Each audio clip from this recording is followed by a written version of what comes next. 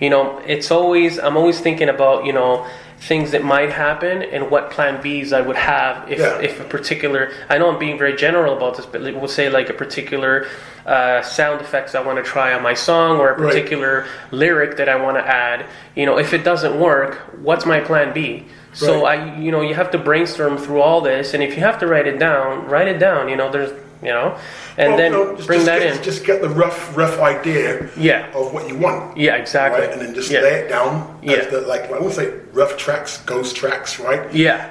You have the idea of it, and then you just build up off of that. Exactly. And for me, I followed that structure through, and I'm one of those, like every other sound person out there, that listens to their tracks 200 million times and obsessively. And I mean, this is what makes us what we are. We don't eat, we don't sleep until we got what we want in that studio. You have it exactly how you want. Yes, exactly. And of course, like, I have a metaphor. And I have a metaphor for me in that process as well. As you also don't want to treat. You gotta look at it metaphorically like a pancake as well, where you don't want to flip it so many times that it gets burnt as well, right? You also want to be precise and concise about it, like that's enough, because you can add things that, as you may know, might ruin the track. Overdo it. Exactly, right? Absolutely. So that's the thing. That sounds good, man. So you got like a good plan there, man. Yeah. So is your album, is it on an independent label? Is it your own label? Well, it's my own label, but the track. Like, actually, I have a copy here for you that I brought. Right. It's alternative pop. It's something that's very original out there. Maybe I shouldn't say this, but I was a little bit concerned about where I wanted to take the genre of it, right? Right. So I had to be careful with that until I just decided to tailor to more of a pop, alternative pop. Right. So you consciously think you're going to do a pop.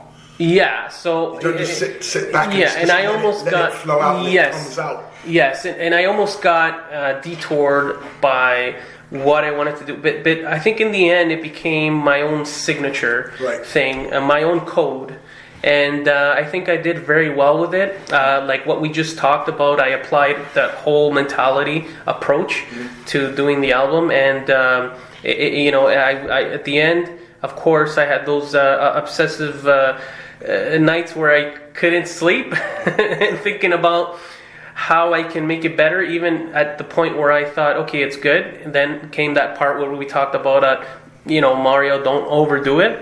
So at this point, I thought, okay, this is enough. This is what I want to do with it for now. What's very important to that, though, I wanted to add was that getting the. I love what I do. I'll always love what I do, but I also wanted to know what audiences thought about the tracks. And again, there's some tracks there that on the next album I'm going to capitalize on and amplify in terms of making more of them, because people really love them, especially. So how many albums have you done so far? I've done 2 albums. 2 albums and original tracks. I co-produced both albums. And I composed 4 or 5 songs from each album. Right. And again, it's very difficult to the ideas, right? But it's of course it's what I'm passionate about. I love doing it. Of course, we all know that. And I really truly believe a lot in the next one that's coming up, because I'm sure you know that every piece of material that you've done makes you feel more confident and better about the next of what you want to do next. Oh, yeah. When I do something, I always just want to, like, from last year, I'm thinking, like, how do I sound this year? Yes. Where's it going? Yes. In terms of the sound, in terms of the groove, in terms of the feel. Yeah. Right? Exactly. So it's always it's an evolving process. Yes, exactly. It never stagnates. Exactly. And for me, that's one of the things I'm going to be looking at in the next album is focusing more on the rhythm. Right. Because we are talking about a Latin fusion into pop music. So, looking into the rhythm. You familiar with Cuban band, Detalle? Detalle. Yeah. It sounds familiar, but... They were based in Toronto, then they moved to Vancouver. Oh. All-girls salsa band. Oh, nice. I had my friend Gilberto, the drummer, and this is why, like, any drummer I deal with now it's got to be a brother, African American, or a Latino. Very nice. Because Fozzy, yes, they are the best drummers. Nice. Like Gilberto. Oh, you want to see this guy play, man? I did a thing with him. Yes. I was playing in Vancouver with this other American guy, Baby Harry. Okay. Trio. Oh. So I brought him in. We were touring around the BC, around where was it now? What's it called? The Revelstoke. That's the place. Revelstoke, Fernie, Golden, those areas. We were touring around there, and like we did this show in this venue, and like him, he just lit the whole place up. Absolutely. Nice. If you ever see a drummer, take a drum solo and have the whole place calling out his name. Wow. That's how vibrant that guy is. Nice. And he is easily the best drummer I've ever played with, right? Next to Renato is good. Renato is good too. He's good. He can lay it down good. He's not quite there like Roberto, but he has that feel. He has that groove, that soul, right? Yeah. Those are the only guys I want to deal with now, right? That's me. Nice. But like, I also wanted to mention, because a lot of the songs, now it's going to be the next album that I wanted to talk about is going to be done, it's going to be more personal. Right. I'm going to be doing it at my own studio. Right. I will, of course, have Richard again coming in. Right. Richard Uglo, producer. So you have your own studio now, like your own setup? I have my own setup, and that's where I'm going to be creating all this. So what gear do you have? I have for interface, I have the Focusrite, which I recommend to people. I have that. I have about 3 different types of microphones, one being more for aggressive kind of tones, and one more soft sounding. Rode microphone, AKG. What else? And of course, what's important too is I would want to say is the acoustic of your room is important too. It depends. Yeah. It depends. Right? You're right. On the voices too, right? Like if you got a lot of keyboards, like I do, right? and it goes through the interface. Yes. Right. Then the acoustics is not so important. No. Right. No. Maybe if you had like a choir in there, or maybe an acoustic guitar. Yeah. Or maybe. Yeah. But like for a small setup, not so much. If you had like a big place, a big studio. Yeah. Then that's different. Yeah. Right, you got to baffle off the drums and all that kind of stuff. And, and sound booth for the vocals, that sort of thing. But your own personal studio, not so much. Maybe for the vocals, you might have a little booth for the vocals, right? Yeah. But like the keyboards, bass, even electronic drums or the drum machines. Yes, put it through the interface. Yeah. Right, so. For me, it's the acoustics I mentioned because, of course, being a vocalist, for me, it's something that I really look to masterizing as best as possible. Right. So I try to look for every kind of possibility to try to make the voice come out as best as possible, right? And it's also mixing yourself can be very difficult to mix your own voice. Well, when you're mixing and producing, all you need is a good pair of ears. Yeah, exactly. Yeah. What you hear. Yeah. And that's it. That's all you need, man. Yeah, exactly. Right. And you know what I find, Marcus? Sometimes when you record it could be voice, could be instrument.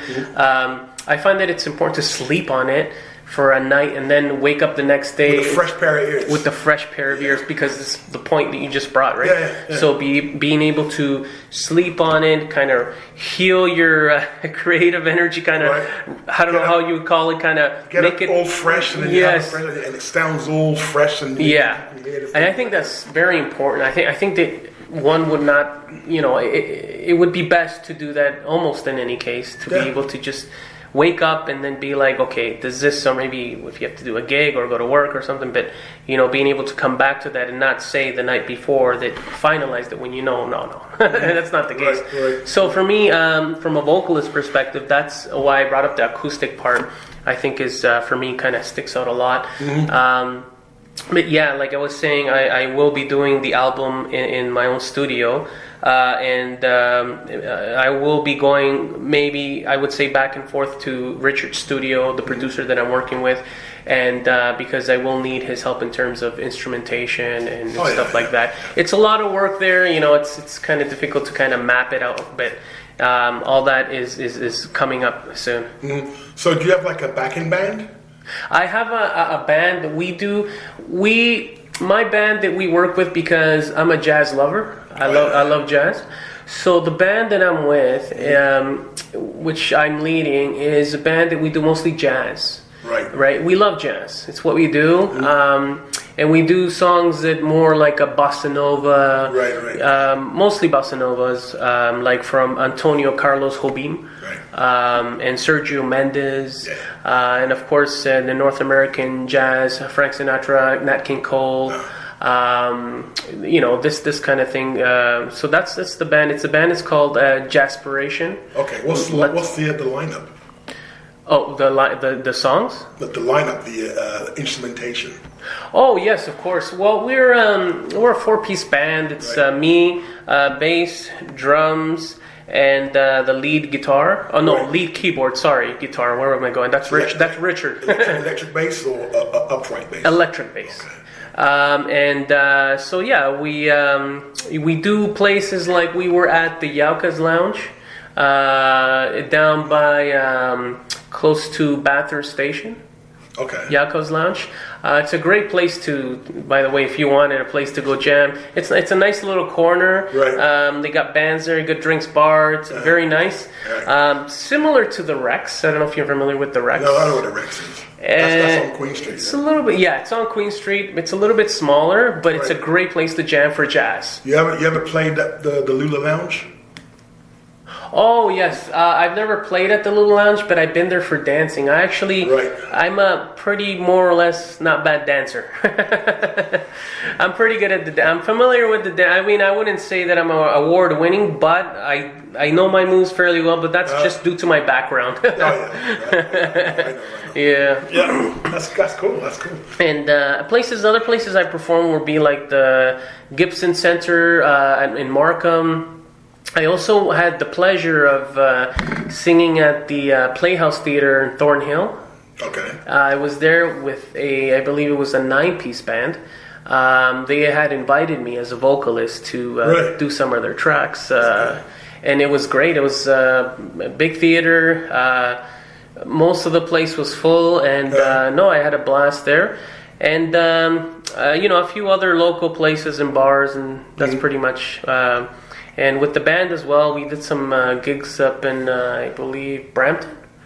Brampton? Yeah. Okay. And, did some kind of small gigs there. Right. But jazz that's what we decided to do, more jazz stuff, because we're jazz lovers, and the bossa nova and all that's great. That's cool. That's nice. You ever guys brought out any albums pertaining to that, the jazz thing? Yes. I do. Richard himself is also another jazz lover. Yeah. He loves jazz. And they had brought out an album. They are, sorry, I forgot the name of their band. They're new, that's why. Right, okay. But they had just released a new, maybe I have it on my phone, but anyways, they had released a new jazz album, originally composed new jazz albums. Right. That's pretty much as far as the original albums that I've known that were released were by my producer that I've worked with in my life. You ever listen to Jazz FM? Jazz FM, I think I might have, but no, it's a good radio station, isn't it? Good jazz, huh? I listen to that all the time. That's what I listen to. Is that where you have your nice brandy and then? Right. But you should definitely get on there. Yeah. Right? Get the jazz band to put out an album, and get it played on there, because they're all about playing Canadian talent.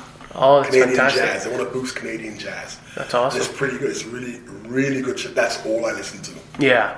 Oh, yeah. I mean, and it's not just the traditional jazz they play. Yeah. It's all the styles of jazz. Wow. The traditional jazz, fusion, jazz funk, Latin jazz. It all sounds good, man. It's all good stuff. Jazz it up. Yeah, that's how it is. And so I mean, that's for me right now. I'm going to do the genre that I'm going to move into. As much as I love jazz, and we were just talking about it, is I'm going to move into for the album to do the pop reggaeton album in English. Okay. And again, in my studio, which I have a website for, TriaMediaStudios.com. Right. There as well, I'm able to do